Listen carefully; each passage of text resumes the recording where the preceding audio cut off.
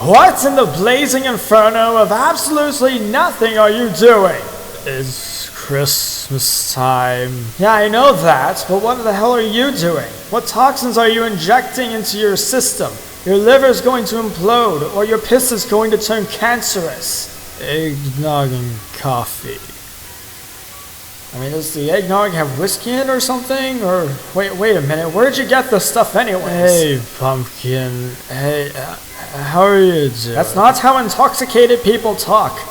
And granted, this isn't how people get intoxicated in the first place, but... That sounds really cool, man. Hey, remember when that guy threw you his... Ah, man, that was... What the hell are you doing right now? You're a mess. Okay, I think you've had enough to drink. You need to stop. Oh, hey, Table. It's been a year. How are you Wait a minute. Have you been bringing him this stuff? Table, why? This is the first time in a year that you and I have seen each other, and you're doing this shit? The hell, man? Why would you do this? I'm gonna talk about something. Oh no, you can't talk about anything right now. Bad rats. No, you're unfit to do anything of the matter. You're just gonna sit there until you fall asleep or get knocked out by your own lucid idiot. Bad Rats is a video game developed by the same people who made the Bad Rats franchise. It's a very successful franchise because people who buy the game also give it to their friends, because deep down in there, they know how great Bad Rats is. The overwhelming amount of love and support that the game as a series has received is astronomical. If I had a rat for every positive review, I'd have at least a couple rats. The point of Bad Rats is to eliminate all of the cats in the area, because they are filthy vermin who don't deserve rights to vote because they are lesser than the rats. We need to use violence and terrorism to destroy their bloodline with gasoline.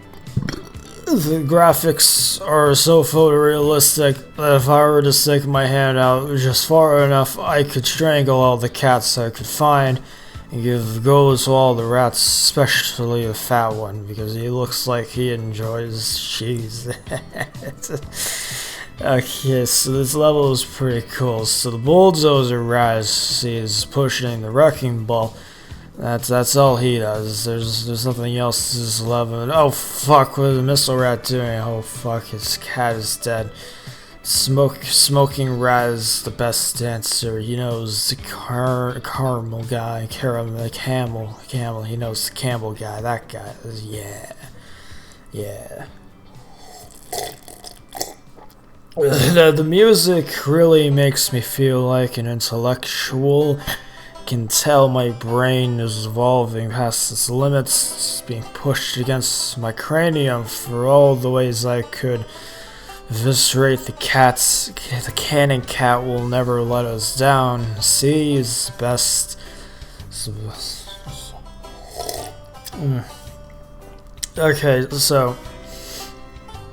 Okay, so this is a setup that only true rats will understand. That's what people who are masters at Bad Rats call each other. You'd only know that if you played Bad Rats by the game. It's $1. You see this dog? He really hates cats. See, there he goes. Oh man. So one of my favorite parts about Bad Rats is the amount of variety the game has to offer. The different styles and attempts at creating a vast and interesting Bad Rats world is a massive achievement that shouldn't be upheld, because about halfway through something, I don't remember, you get kidnapped or taken down to an underground facility place where the cats trick you. Oh fuck! Okay, so try and trick you at the time. Same time, do they know? Little do they know, I knew this was going to happen. As any good Bad Rats player should know, this was bound to happen at some point sooner or later. Cats may be evil, but they're not stupid. Of course, they're not as smart and as awesome as the rats from the Bad Rats franchise.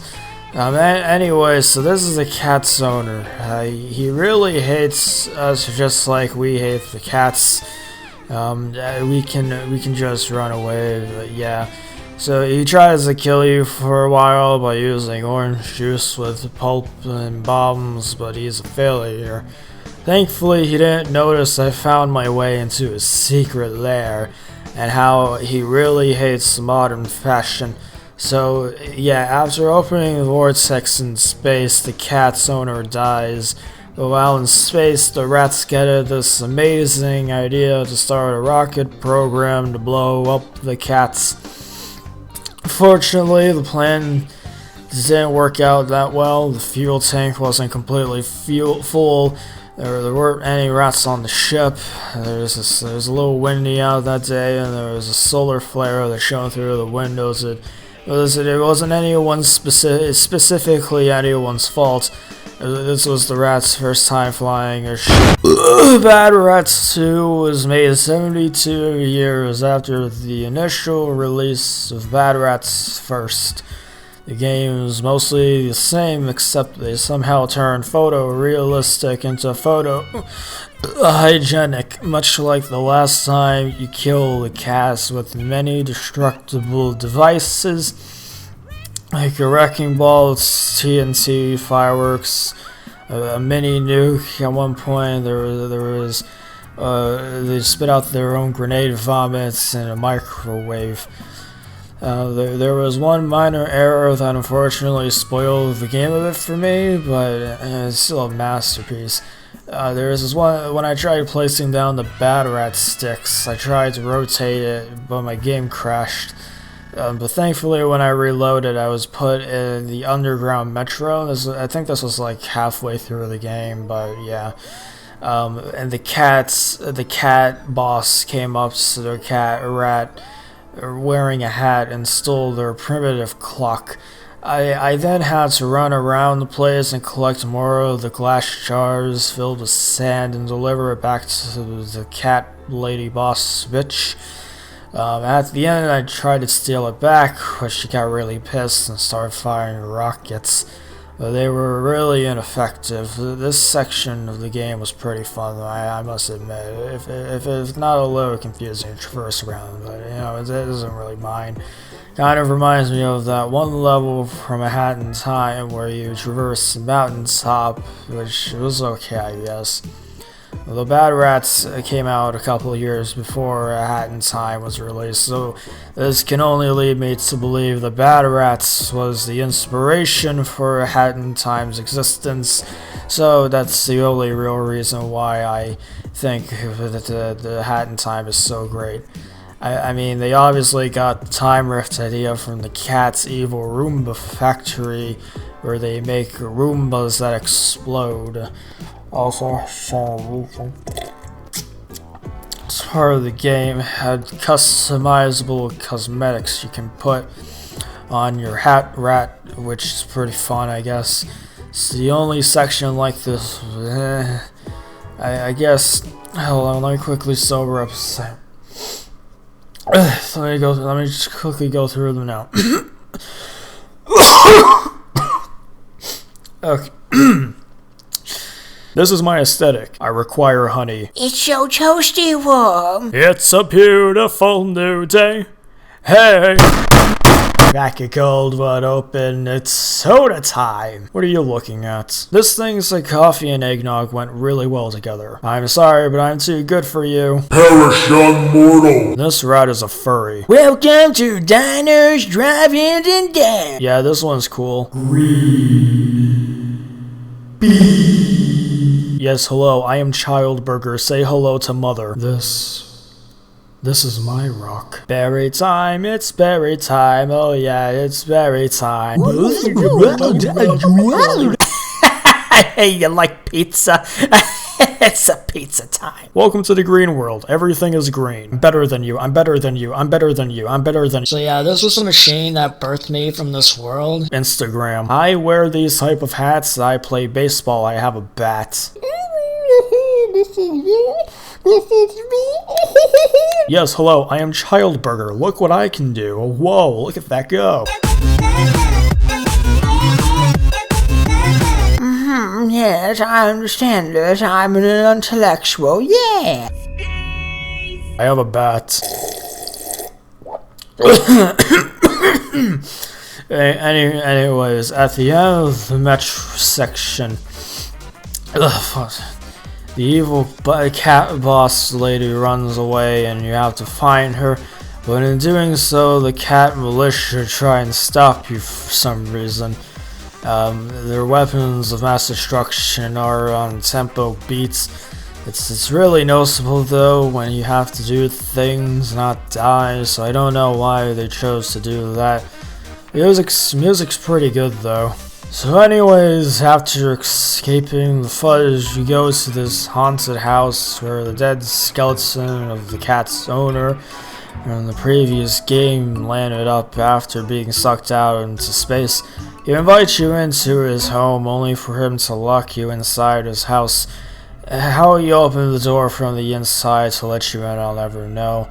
It's a small plot hole, but he traps you in his house and you have to go around his house, snoop around his shit for a while until he allows you to go into his basement where he's building a ghost machine.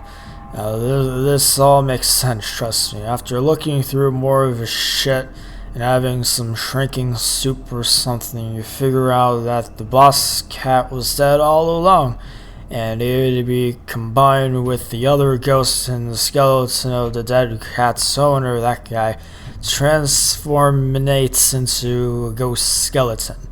So then a rat dad and his rat son have to go and catch the ghost, but they send a cat train from the metro from that area to try and stop you. And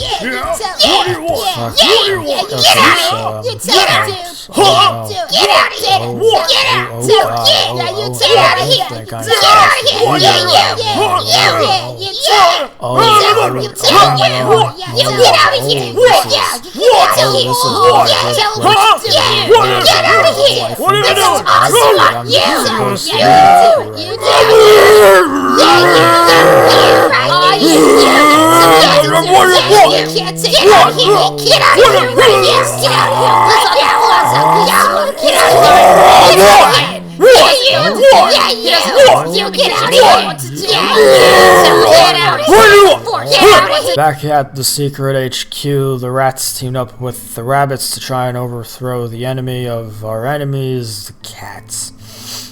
We thought the best idea of taking over the world was Wheel of Fortune, which if this was the 90s or early 2000s, I'd agree with them, they'd be evil masterminds. But they're not in the 90s or early 2000s. We're long gone past Surge. Anyways, as the secret HQ, the rats and cats developed a lot of weaponry such as vehicles, airplanes, the navy, mutant creatures, heat signature guided rockets, this thing, and an elephant. Then when the cats were distracted looking at a picture of M. Siddons by Thomas Gang, they launched the rockets, their best nuclear warheads, directly at it! Then SpongeBob made a guest appearance and steals the golden coconut.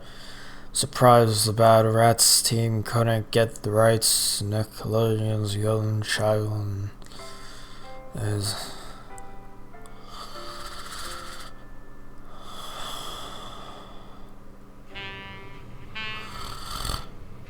Hey, are you out?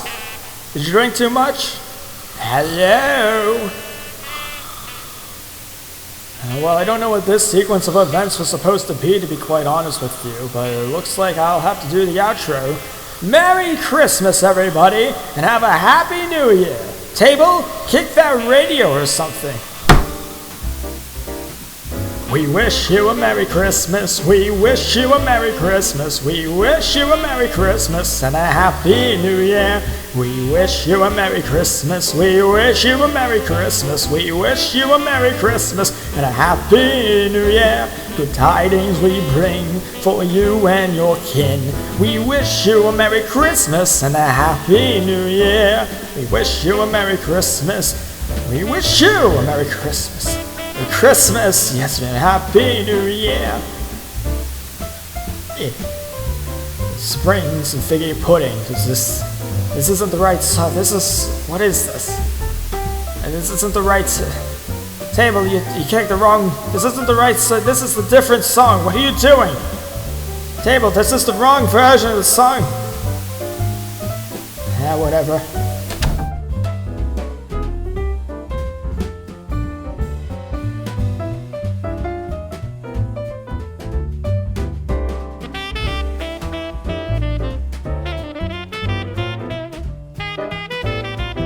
There you are, walking around in some corn forest, and all of a sudden, you're a fool.